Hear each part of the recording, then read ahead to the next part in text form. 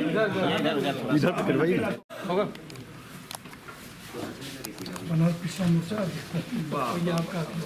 चला दूसरे मोर्चा में इनके साथ टीम में हम साथ हैं। अच्छा भैया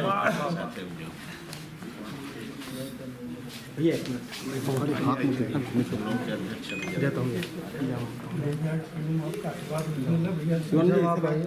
एकदम एकदम भैया भैया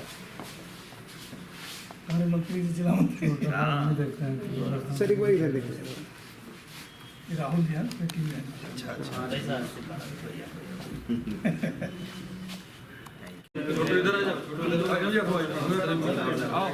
इधर रुक जा पहले उन लोगों को खिंचा लगा और मलाई वाले। अच्छा वाह वाह वाह ए राजेश ले लाओ ज्यादा मुझे 1 घंटा से पीछे बात करते ऐसे जी भैया भैया ऐसे ही भैया ठीक है चलो पूछ लो।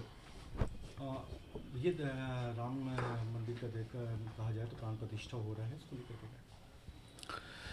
लंबे समय से इंतज़ार था, पूरे देश को इंतज़ार था, पूरी दुनिया को इंतज़ार था और मुझे तो बचपन से इंतज़ार था कि कब ये होगा।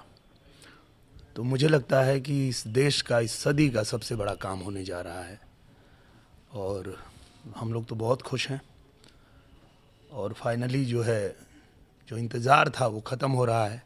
22 तारीख को प्रभु श्री राम का पट खुल रहा है, पूरे दुनिया में हर्ष का माहौल है।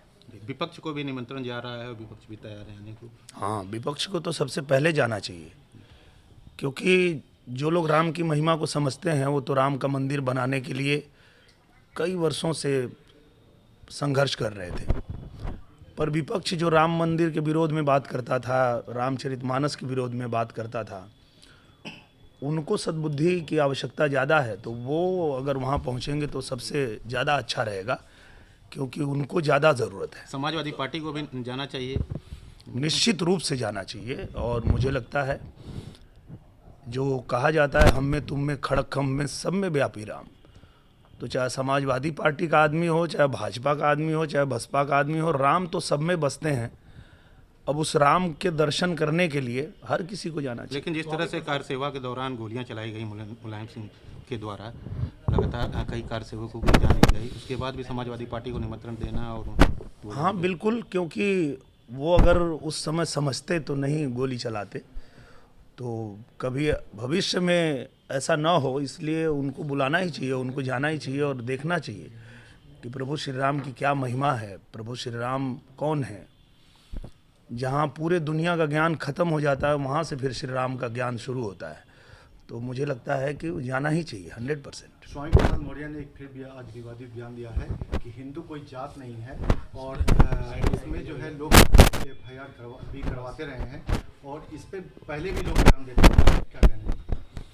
मुझे लगता है कि हर व्यक्ति की अपनी अपनी आस्था है और स्वामी प्रसाद मौर्य जी जो भी बयान दे रहे हैं वो उनकी बुद्धिमता है, वो उनकी समझ है, पर मुझे तो बस यही लगता है कि प्रभु श्री राम उनको भी सद्बुद्धि देंगे और वो भी, उनको सद्बुद्धि मिले और वो भी इस तरह के बयान ना दें, क्योंकि अगर वो थोड़ा सा भी अध्यात्म और ध्यान साधना पूजा पाठ में विश्वास रखेंगे और थोड़ा सा भी ध्यान लगाना शुरू करेंगे तो उनको पता चलेगा कि ये पूरी दुनिया जो है वो झूठ है, सच तो सिर्फ राम है।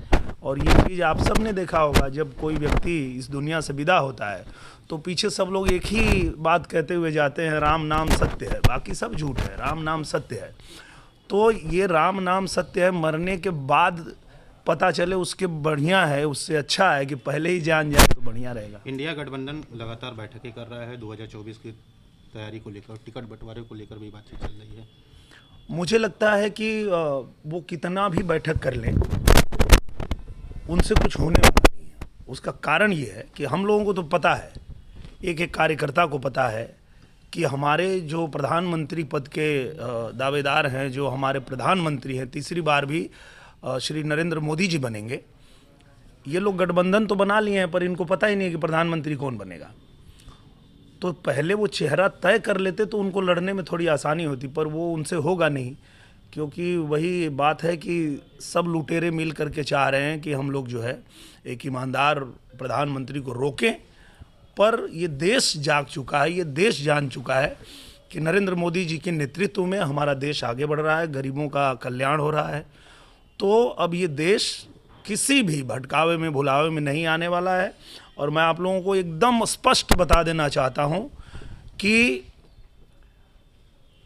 विपक्ष जो है, विपक्ष ईवीएम का रोना रोते रह जाएंगे, बचे खुचे जो किले हैं उनके सब ढह जाएंगे, 400 सीट जीतकर 24 में फिर मोदी ही आएंगे। कुश्ती संघ निलंबित किया गया है, क्या लगता है सही फैसला लिया गया कुश्ती संघ को, जिस तरह से पद्मश्री अवार्ड वापसी के बाद इस तरह का निर्णय लिया गया? कोई भी सरकार जब कुछ निर्णय लेती है और देश हित में लेती है तो उसका सबको स्वागत करना चाहिए, और निश्चित रूप से सरकार जो भी फैसला लेगी वो देश हित में ही लेगी, जनता के हित में ही लेगी। आप भोजपुरी गायक हैं, राम मंदिर का उद्घाटन होने जा रहा है, कुछ अपने आवाज़ में कुछ? मैं प्रभु श्री राम का जब मंदिर खुलने जा रहा है तो मेरे मन में तो बस एक ही गाना आजकल चल रहा है और मुझे लगता है कि इस बात से पूरी दुनिया सहमत होगी कि कैसा है वो मुस्लिम जो इस्लाम का नहीं। अगर जो इस्लाम को नहीं मानता हो उससे किसी भी तरह से मुसलमान कहा जा सकता है? नहीं कहा जा सकता है। तो कैसा है वो मुस्लिम जो इस्लाम का नहीं, और कैसा है वो हिंदू जो श्री राम का नहीं। हिंदू पैदा होकर हुए अयोध्या धाम का नहीं। जो राम का नहीं वो किसी काम का नहीं। जो राम का नहीं वो किसी काम का नहीं। जय श्री राम।